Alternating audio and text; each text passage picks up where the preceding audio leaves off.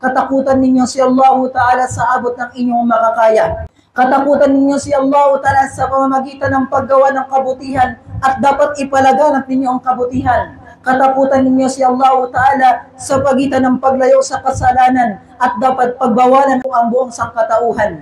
Katakutan natin si Allah Ta'ala sa ating pagiging Muslim na gawin natin ang ating makakaya sa ipinakutos ni Allah Subhanahu Tabarak wa Ta'ala. Wa qad ja'a fil athar, binanggit sa isang kwento ng athar ni Abu Darda radiyallahu anhu, lamma kana fi suq fi Damascus, habang siya ay naglalakad sa Syria, sa Damascus, wajada rajulan, nakakita siya ng isang tao na binubugbog sa palengke.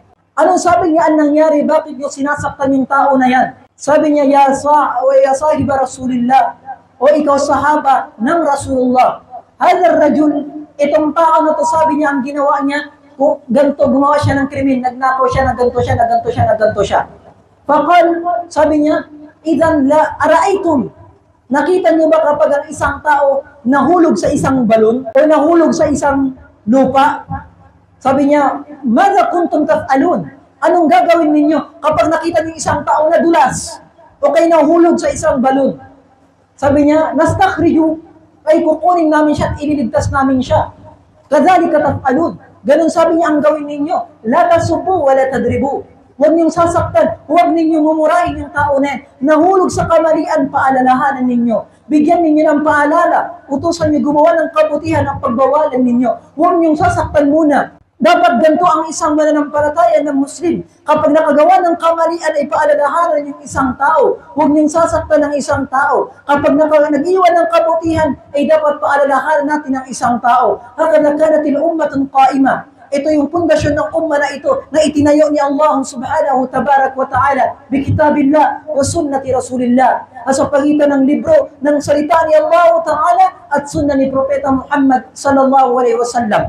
Walaqad ja'a fil hadith, binanggit sa hadith, sabi ni Propeta Muhammad sallallahu alaihi wasallam, wala ta'murunna bil ma'ruf, dapat kayong mag-utos ng kabutihan, magpaalala ng kabutihan sa anak ninyo, sa asawa ninyo, sa pamilya ninyo at sa komunidad. Wa tanahawna 'anil munkar, at dapat niyong pigilan o pagbawalan ang mga tao na gumagawa ng kasalanan illa maliban kapag hindi niyo ginawa.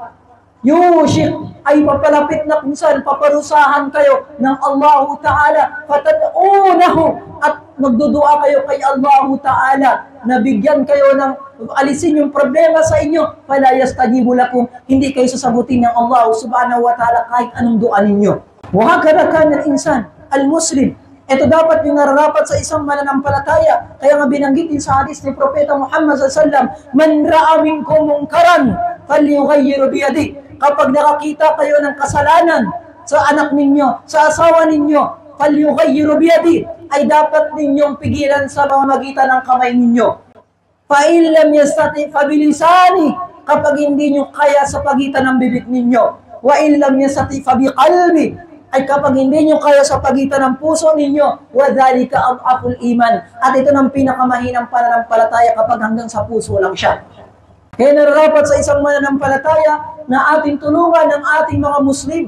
Hindi lang sa pagitan ng pera, hindi sa pagitan ng physical, kung hindi ang pinakatotoong pagtulong mo sa isang mananampalatayang Muslim ay paalalahanan po siya patungkol sa Islam. Maniwala man siya o hindi, ang mahalaga, yung mga nakikita niyang haram, hindi papasok sa utak niya. Ito nga, ginagawa niya so bakit mo ko pipigilan? Ganito na yung magiging dahilan ng mga tao kapag gumagawa ng kasalanan. Magiging dahilan nila at tatanggapin nila sa utak nila yan. At hindi sana tayo umabot sa ganyang sitwasyon at umabot sa ganyang panahon na kung saan ang gagawin ng mga tao, i-justify nila yung haram. Paglalaban nila yung haram kasi paniniwalang haram, akala nila yun na yung halal. At iiwanan yung halal kasi nakikita nilang halal, sabihin nila ito na yung bid'ah. Wa na'udhu billahi ta'ala. At naway protektahan tayo ng Allah Ta'ala sa fitna sa gantong mga sitwasyon.